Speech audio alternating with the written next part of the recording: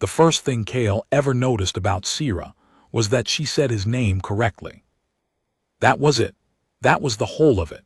3 years working maintenance on Deck 7 of the Volkai processing facility, and nobody, not the shift supervisors, not the alien clerks with their clicking mandibles, not even the other humans who'd been trafficked here on the same barge, nobody said his name correctly.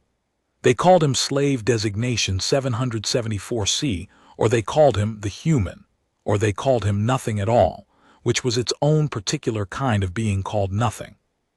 His name was Kale Marin. 4 letters, not complicated. But on Volkai Station, a name like that landed in alien mouths like a stone dropped in water. It rippled out wrong. It sank too fast. It disappeared. Sierra said it like it was worth the air. She was new, transferred from some biological research division on the upper ring, reassigned downstation after some incident nobody in maintenance would explain above a whisper. She walked into the coolant relay bay on a Tuesday morning with a data tablet under one arm and too much to carry, and she stopped in front of the junction panel that had been flickering for 6 weeks, and she looked at the work order, and then she looked up and said, "Kale. The work order says your name is Kale. Is that right?" He was under the panel. He'd been under it since before the shift bell. He slid out on his back, looked up at her and said, "Yeah." "I wanted to make sure." She crouched down to his level, which nobody ever did. "I wanted to make sure before I talked to you." That was the whole of it. That was the beginning of everything.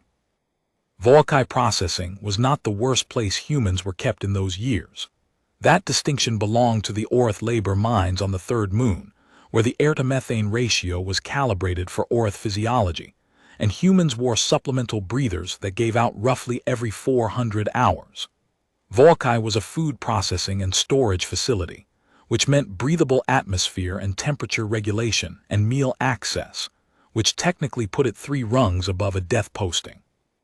The Volkai overseer, a Rathkai administrator named S7 of the Pale Crest, had been assigned here for disciplinary reasons of his own, and had decided that if he was going to be sentenced to managing a human labor pool, he would at least do it efficiently.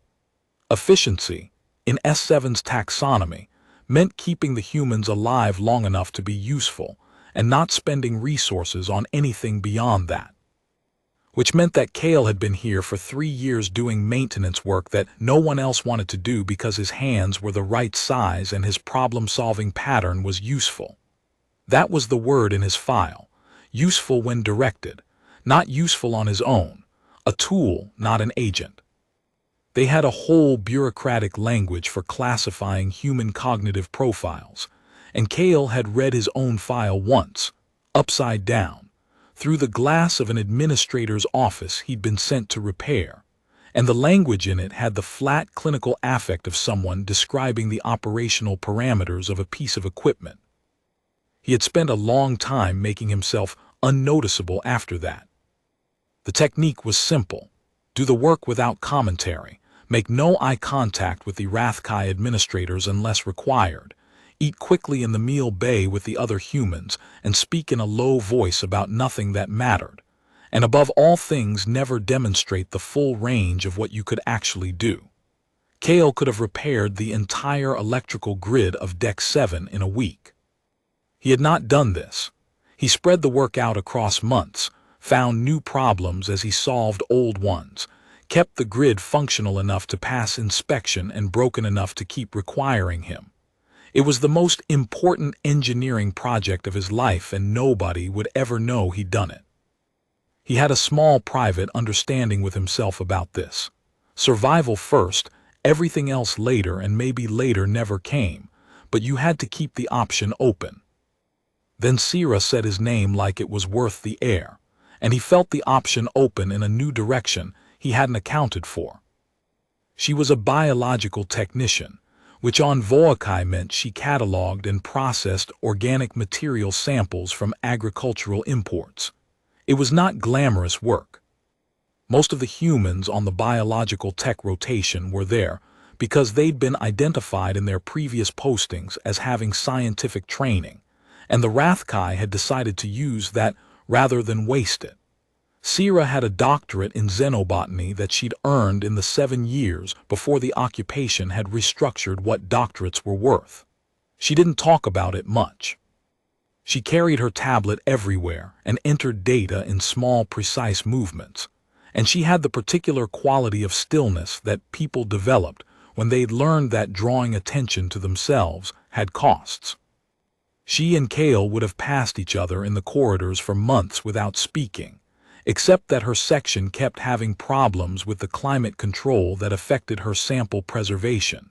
And climate control on Deck 7 was Kale's problem to solve, which meant he was in her lab 4 times in 2 weeks. The first time, she thanked him and he nodded and left. The second time, she asked if he wanted water, because she'd noticed he always came straight from the lower decks and the climb was warm. The third time, she had a question about the humidity calibration that was actually a smart question, the kind of question that showed she understood what the system was doing and not just what it was supposed to do, and he answered it honestly, and she asked a follow-up question, and somehow 15 minutes passed before either of them noticed. The fourth time, she had 2 mugs of the grain derivative they heated in the meal bay and called coffee, and she handed him one when he came in and said, "I figured." And he took it and stood at her workbench and looked at her samples, rows of small sealed containers with labels in her handwriting, and he said, "These are from the 3rd continent." Because he could read the origin codes now from 3 years of proximity to the sorting manifests, and she looked at him with an expression he didn't immediately recognize, because it had been a long time since anyone had looked at him like he was a person who knew things, and she said, "Yes. How did you know that?" He almost deflected. He had a whole vocabulary of deflections, worn smooth with use. But something about the directness of her question, the same quality as when she'd crouched down and said his name, stopped him. He said, "I've been reading the shipping manifests for 2 years. It helps me anticipate what kind of biological contamination might get into the ventilation." She looked at him for a long time. "That's extremely smart," she said. He didn't know what to do with that, so he drank the coffee. They developed a habit, not a formal one, nothing that could be logged or noted in a behavior report, nothing with a schedule. But when Kale was working in her section, he timed his lunch to coincide with hers, and she always seemed to expect him, and they talked in the careful indirect way of people who knew they were being observed, and had learned to have real conversations inside the apparent subject of whatever they were ostensibly discussing. She told him about xenobotany in terms of fixing broken things. He told her about the electrical grid in terms of living systems, the way power moved through a station like blood through a body, the way a small dysfunction in one place would manifest as symptoms somewhere distant and apparently unrelated. She was in a relationship with the section administrator. His name was Bren. He was a human, which somehow made it worse in a way Kale couldn't fully articulate to himself. Bren had been on Volkai for 6 years and had navigated himself into a position adjacent to middle management, which in the Rathkai hierarchy meant he was the humans, the liaison, the one who translated the overseer's instructions into terms the labor pool could act on. He wore his designation tag on the front of his shirt instead of the back, the way everyone else did. He was not unkind exactly. He was the kind of person who had made a series of accommodations with the shape of his world, and had decided those accommodations were wisdom. He did not say Sira's name the way she said Kale's name. Kale noticed this in the way you notice the exact wrong note in a piece of music you've internalized without realizing it. He would not have done anything about any of it. He had a whole philosophy built around not doing things. The philosophy had kept him alive. What broke the philosophy was not his own choice. It was the announcement from S7 of the Pale Crest on a cold morning 6 months after Kale first slid out from under the junction panel and looked up at Sira's face. The announcement was, the facility was restructuring its human labor allocation. Workers below a certain productivity threshold would be reassigned. Reassigned in Rathkai administrative language meant transferred to the Orth mines, where the breathers gave out every 400 hours. Sierra's name was on the reassignment list. Cale found this out the way he found out most things. Sideways, through a system he wasn't supposed to be able to access.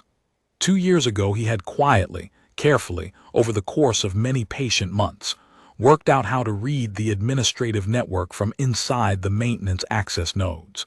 He had done this for no particular reason, except that information had always felt like the only form of protection available to him. He had read personnel files and logistics reports and administrative memos, and had done nothing with any of it except build a clearer picture of his own situation. He had known for 8 months that Bren had been providing the overseers with productivity assessments of individual workers that were subtly more negative for people Bren found inconvenient. He had done nothing with that either. He had a philosophy. He read Sierra's name on the reassignment list at 3:40 hours on a Tuesday morning, sitting in a maintenance access corridor with his tablet propped against a coolant pipe. He sat very still for a while. He thought about his philosophy. He thought about the option he'd kept open for 3 years. Then he went to find her.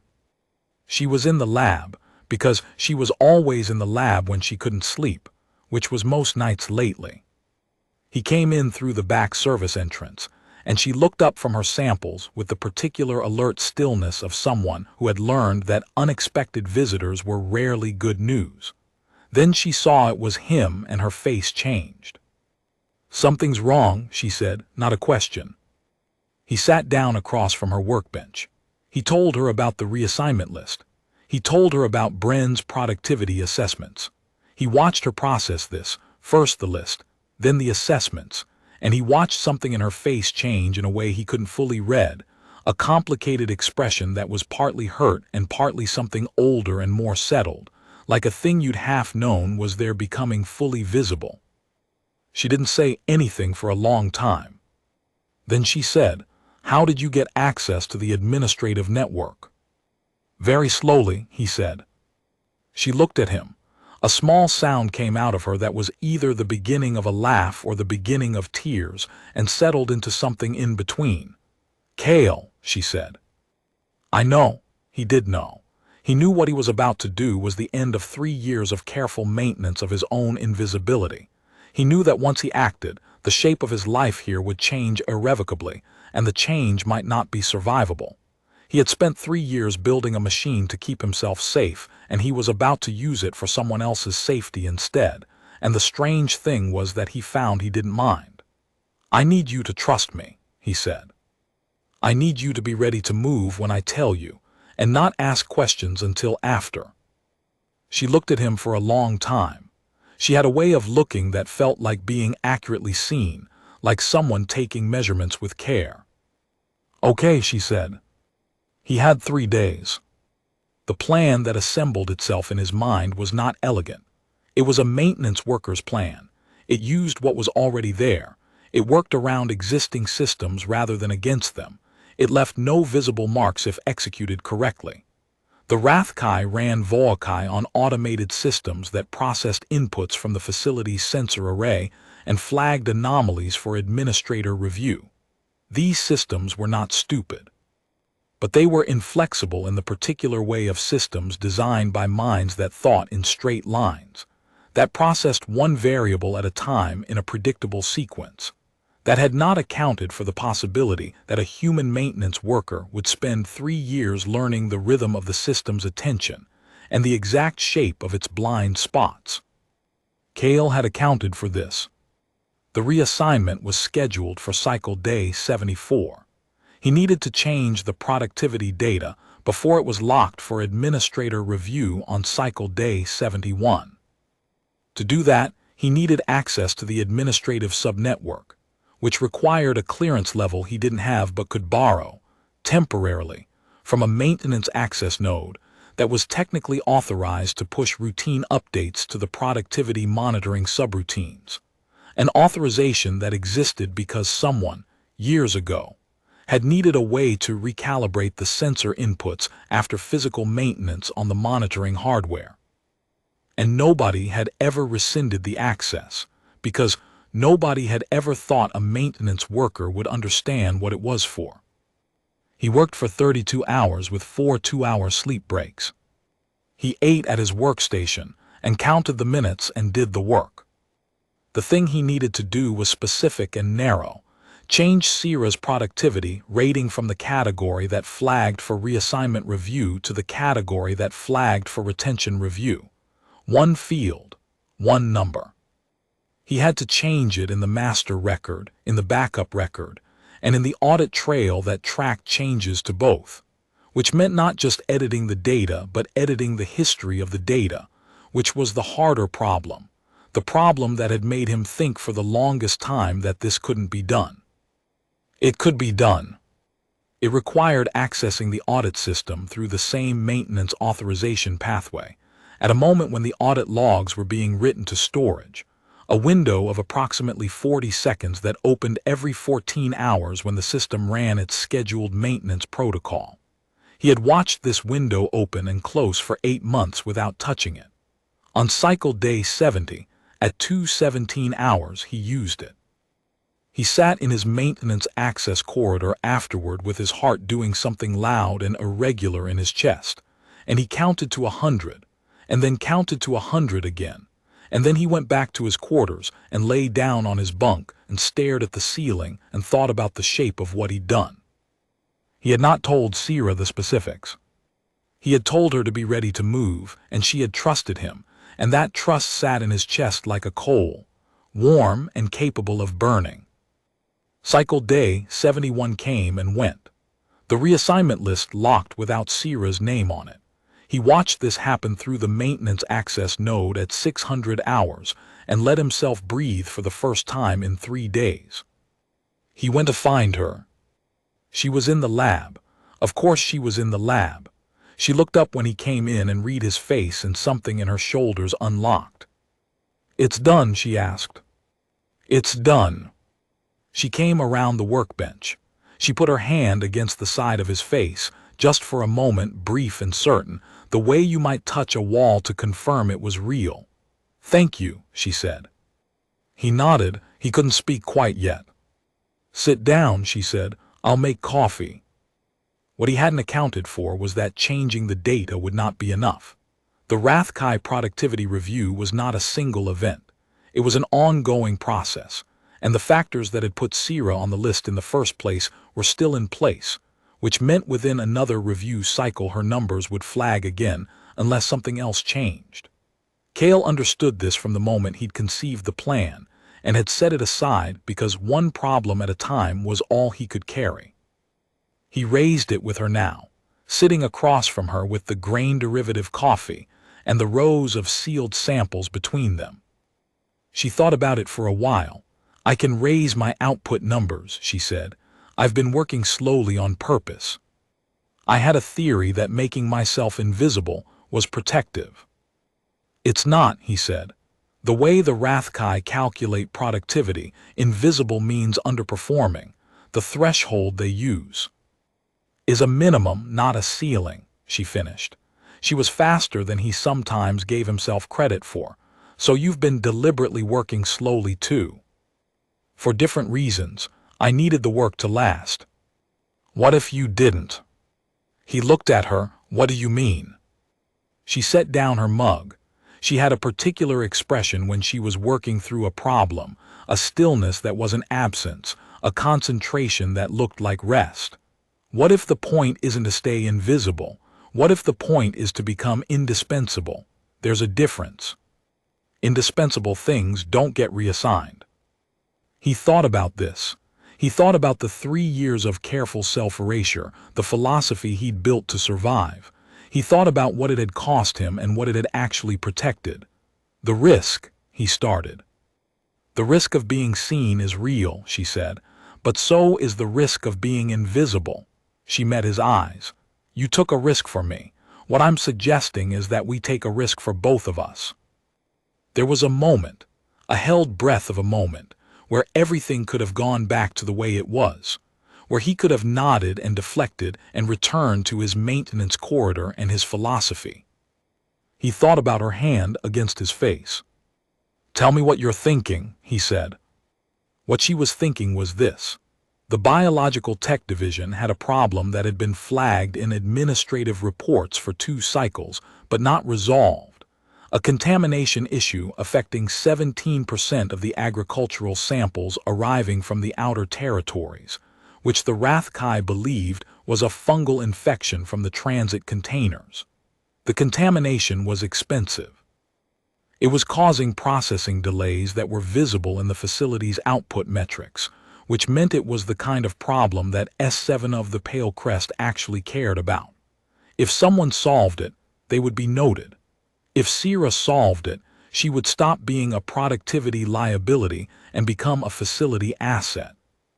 "Is it actually a fungal infection?" Kale asked. "No," she said. "I've been looking at the spore profiles for 6 weeks. It's not fungal. It's a bacterial colony that's grown a mycological mimicry coating. The transit fumigation protocol works against fungi. It doesn't touch this thing." "How do you kill it?" "Temperature cycling. A specific sequence of temperature and humidity shifts that the bacteria can't survive but the botanical samples can. I've worked out the protocol. She stopped. "You didn't report it," he said. "Reporting it would draw attention." He looked at her. She looked at him. They had the same philosophy.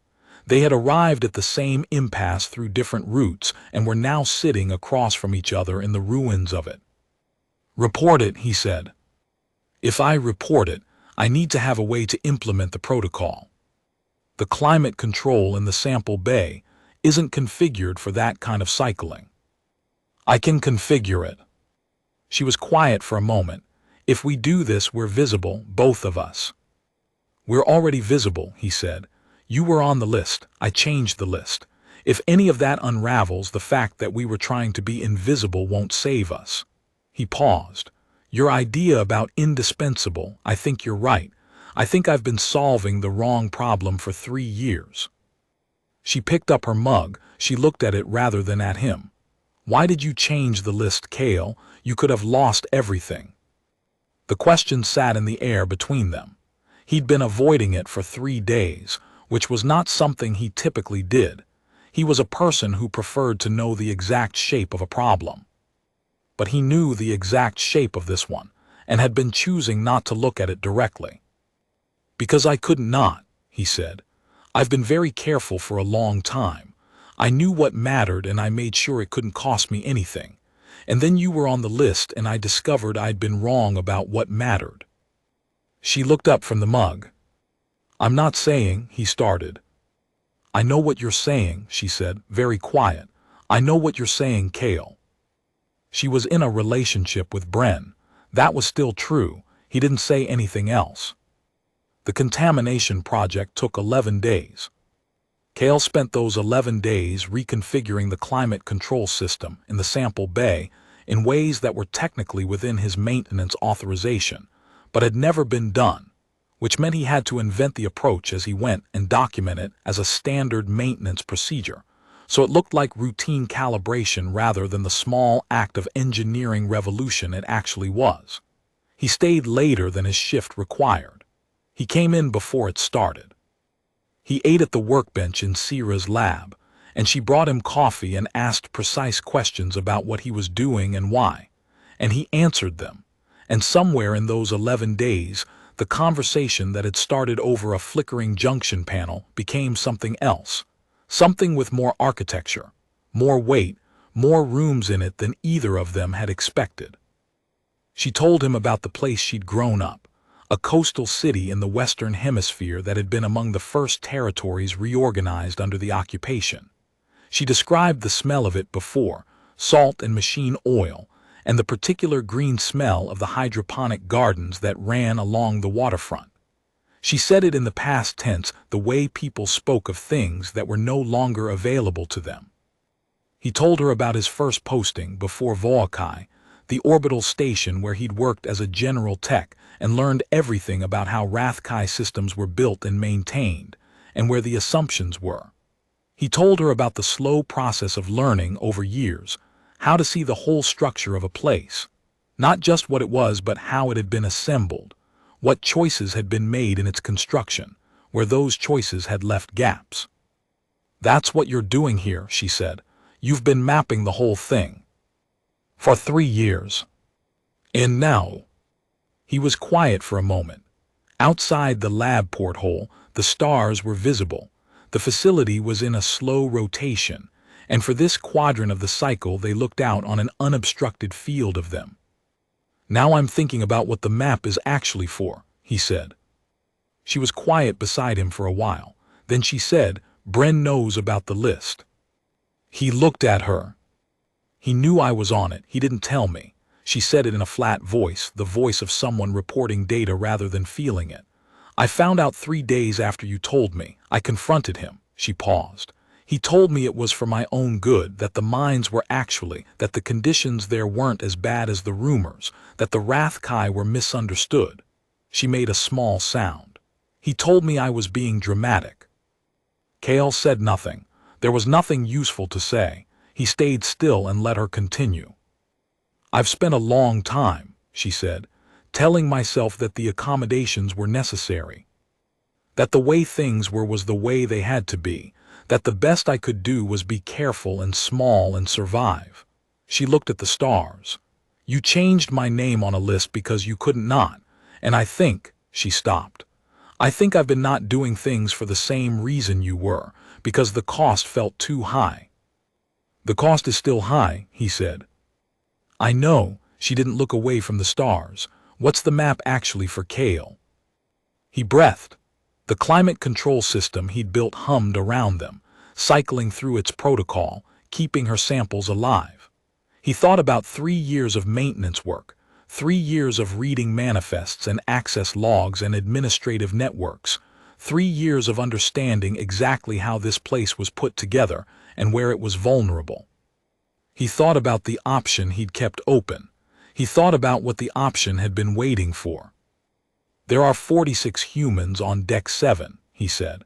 "There are another 218 on the upper decks. The whole facility runs on 6 primary power nodes and a network of secondary distribution relays. The Rathkai run the facility through 11 administrators. The security system has." "Kale," she turned from the stars to look at him. Her eyes were dark and steady. "Say it plainly." "I've been building a key for 3 years, he said. "I didn't know what door it was for. I think I know now." She looked at him for a long time. "That's not a small thing," she said. "No. People could die." "People are dying," he said.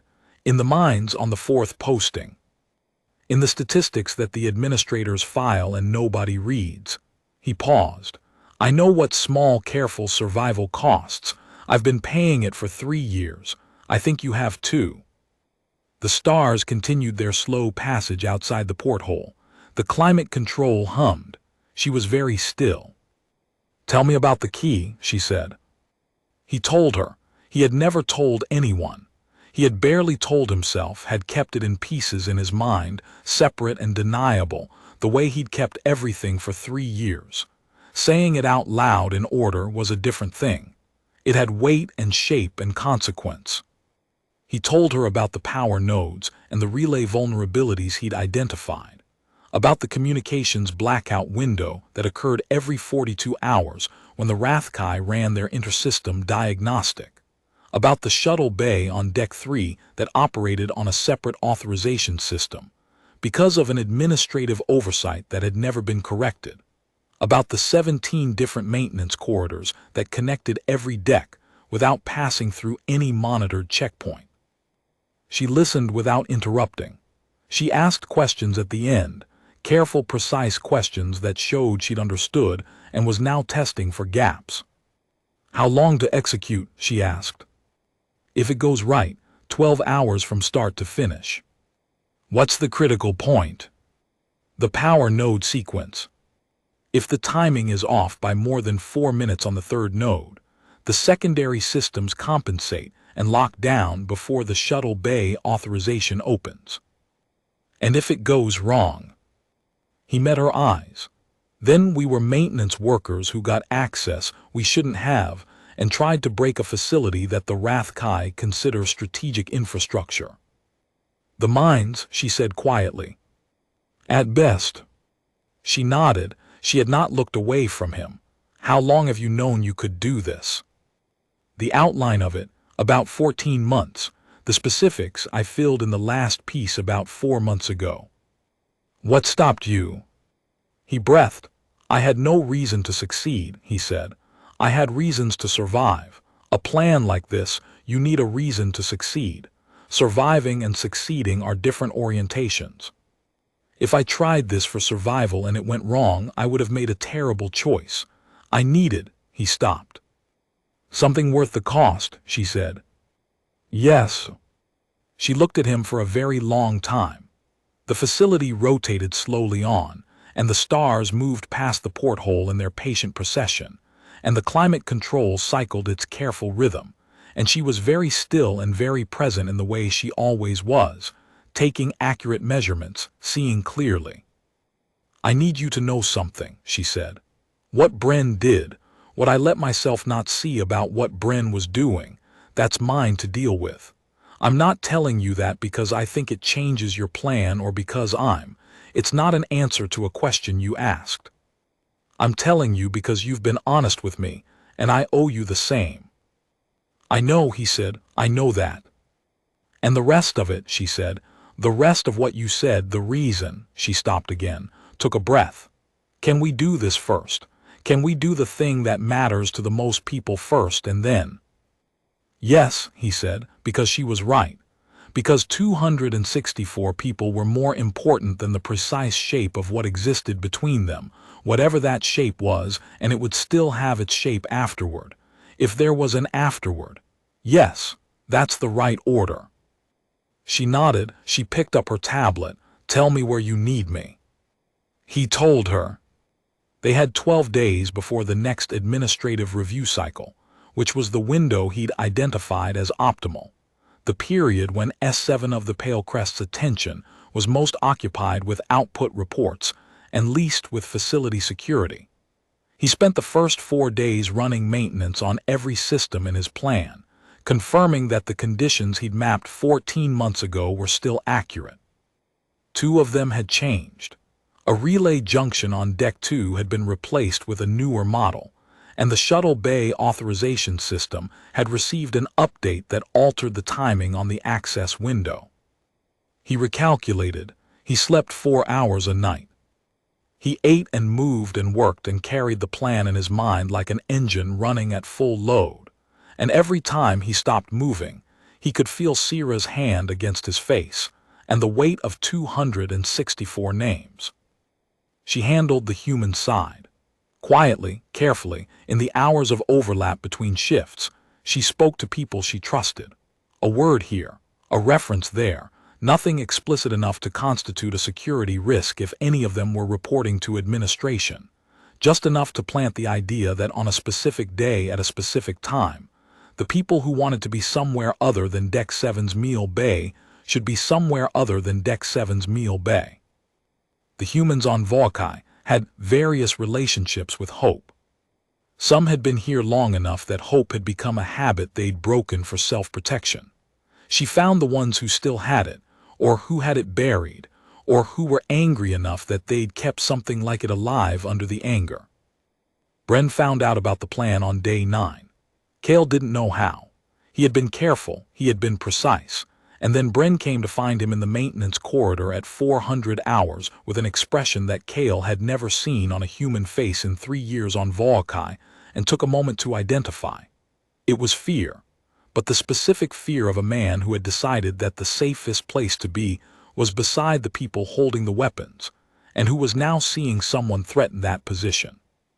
You're going to get everyone killed, Bren said. I don't think so, Cale said. He kept working. He did not stop. He was reconfiguring a secondary relay node, and the timing mattered, and he had learned a long time ago that the most powerful thing he could do in a conversation he didn't want to have was refuse to let it stop what he was doing. You think you know what you're doing, Bren said. You're a maintenance worker. You've been here 3 years. You've never done anything like this. I've spent 3 years doing exactly this, Kale said. I've been doing this for 3 years. I just hadn't told anyone. They'll blame everyone, not just you, everyone. Kale stopped working. He looked at Bren.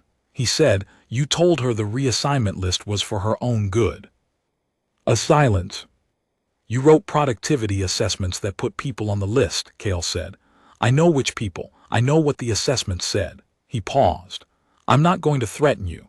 I'm telling you because I want you to understand that I know what the shape of your choices has been, and I know why you made them, and I'm not doing this out of ignorance of what it costs.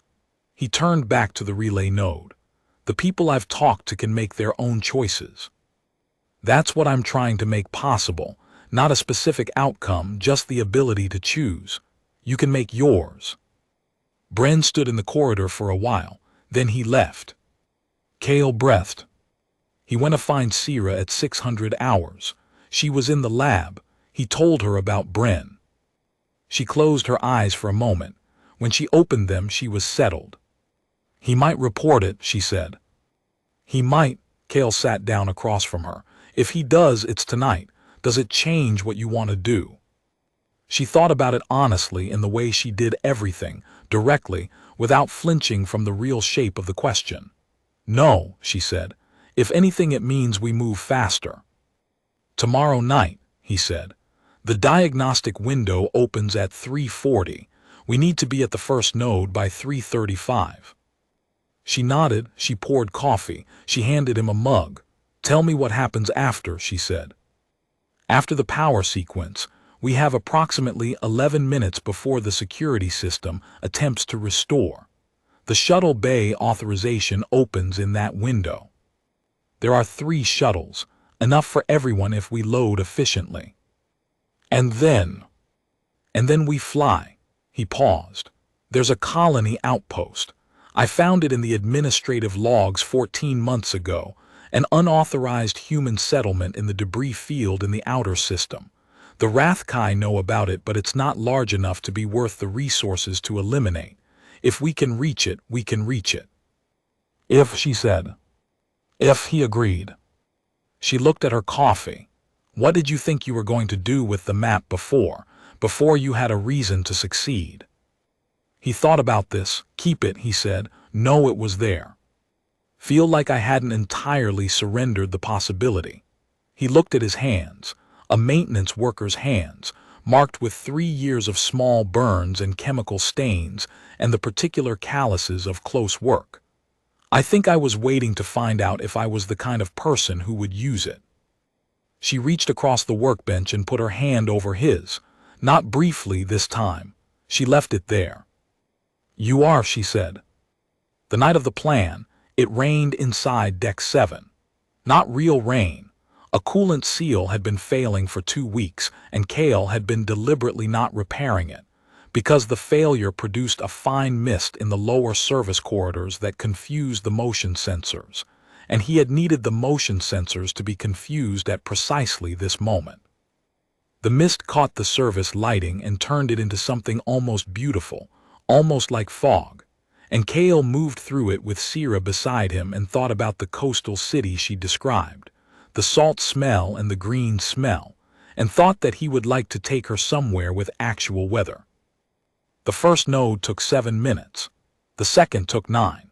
Between them, he reconfigured 4 relay junctions he had been maintaining in a state of precise, managed dysfunction for 11 months, releasing the full load they'd been storing, pushing it in a specific direction through the grid in a way that would look like a cascade failure to the automated monitoring system.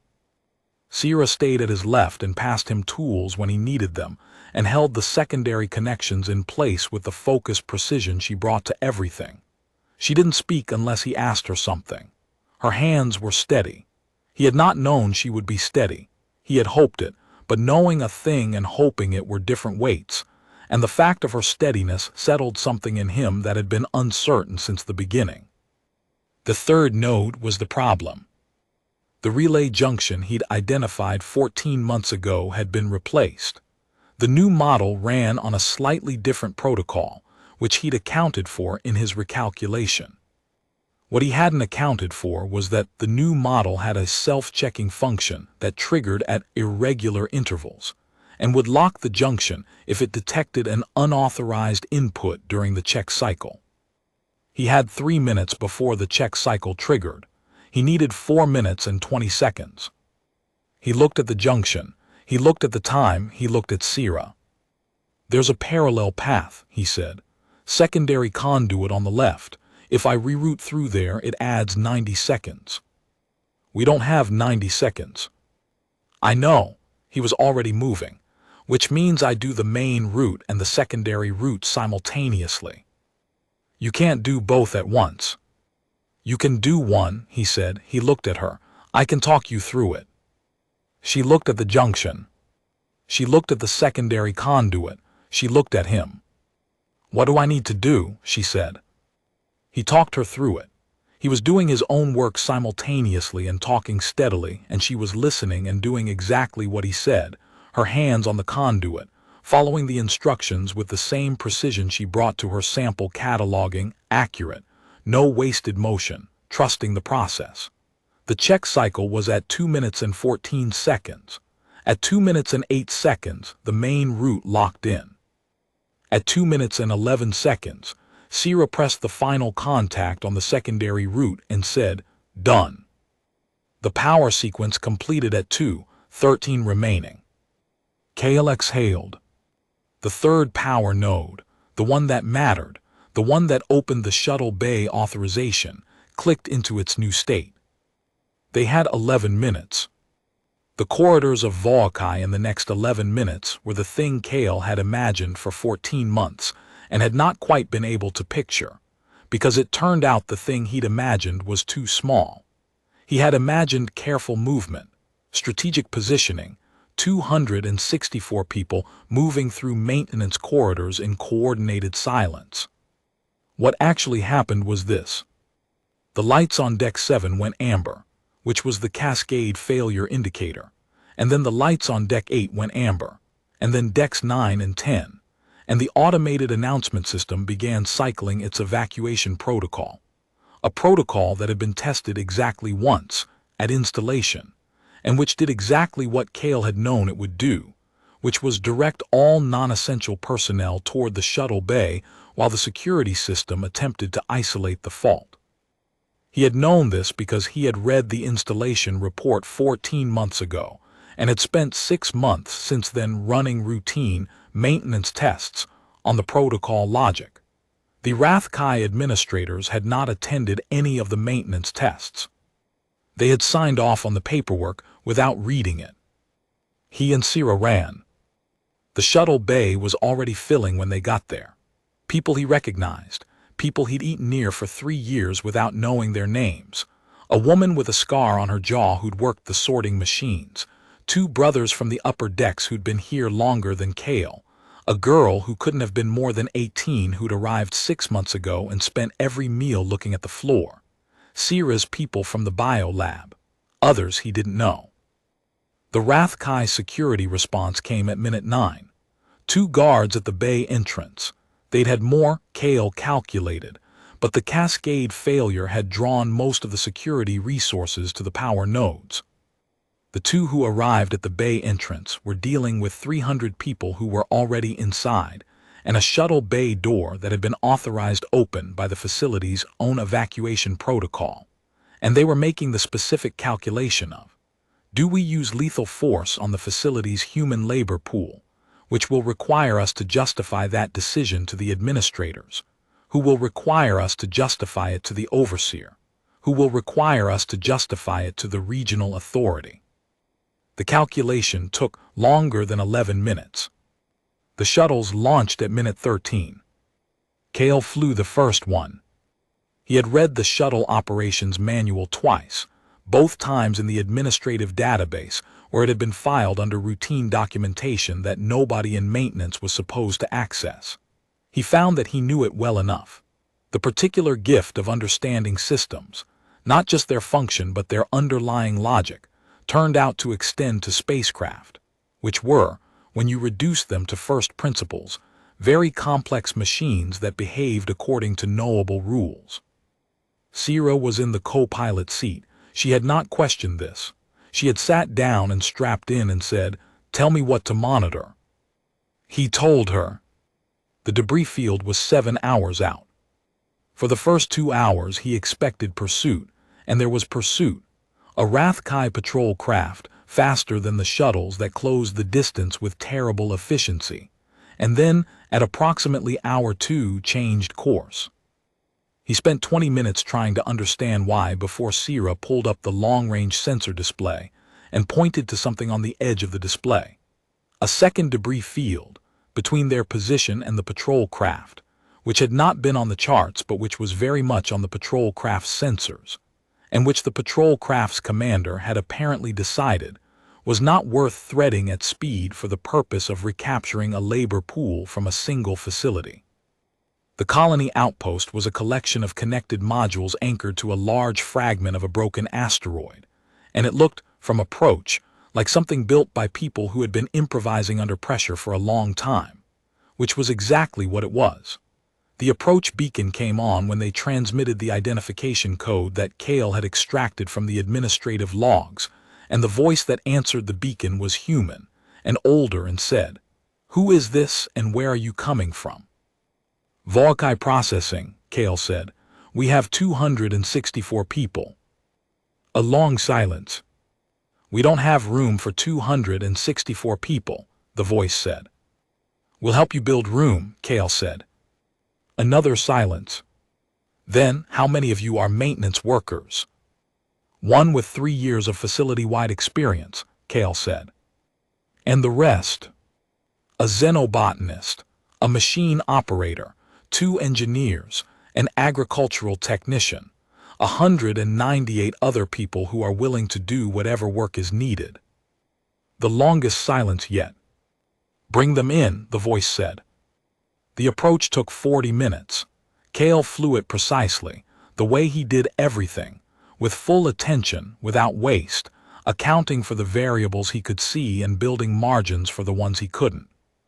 When he had set the shuttle down in the outpost's makeshift landing bay, and the hatch opened, and the air that came in was cold and real and smelled of metal and recycled atmosphere, and something faintly biological that was probably someone's attempt at a garden, he sat in the pilot's seat for a moment and did not move. Sierra's hand found his. He looked at her. She was watching him with the expression he'd first recognized in her lab over a mug of grain-derivative coffee, the expression of someone who saw things accurately, including him. "You did it," she said. "We did it," he said, "the third node. I nearly shorted the secondary conduit." "You didn't. You talked me through it. You did the work." He looked at their hands, he looked at her. "I've been solving the wrong problem," he said. "For 3 years, I thought the problem was staying safe. The problem was staying alive," she said, "which is different." "Which is different," he agreed. Outside the shuttle, people were moving. He could hear voices and a child crying and the outpost people asking questions and getting answers. He could hear the particular murmur of people in the first moments of not being what they had been, which was its own kind of sound, uncertain and possible in equal measure. He thought about the coastal city she described, salt and machine oil and the green smell of hydroponic gardens. He thought about everything that had been lost and everything that was here, in this cold metal cave at the edge of a debris field, breathing real air and not going back. "What happens now?" she said. "Now we figure out how to make more room," he said. "I've read the construction manuals for outpost modules. The supply situation will be—" "Kale." He stopped. "What happens now?" she said quietly, "with us?" He had been keeping this question in a careful separate place, the way he kept many things, acknowledged but not yet active, a door not yet opened. He looked at her now, in the faint cold light of a makeshift landing bay, with the voices of 264 people on the other side of the hatch. "I'd like to find out," he said, "if you want to."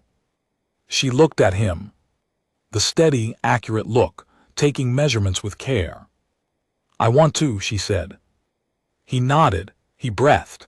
He felt the option, the one he'd been keeping open for years, the one he hadn't known the shape of until now, open fully into something with rooms in it, something with weather. "There's a lot of work to do," he said. "There always is," she said. "We're good at work." He almost smiled. The almost smile completed itself. They got up. They walked out of the shuttle and into the cold, bright air of the outpost, into the sound of 264 people beginning to understand where they were. And the first thing someone said when they saw Cale was a question about the electrical systems, because he was a maintenance worker, and there was always a system that needed someone who understood it. He answered the question. He got to work. Beside him, Sierra was already talking to someone about the biological samples she'd brought. She had packed them. Of course she had packed them. 4 cases of sealed containers in the cargo hold, because she had known exactly what she was walking toward and had prepared accordingly, because she was the kind of person who prepared. He looked at her. She was already looking at him. They turned back to the work. Outside the asteroid, the stars were as they always were, patient and immense and entirely indifferent to what humans did beneath them. But humans were in the habit of not requiring the stars to care.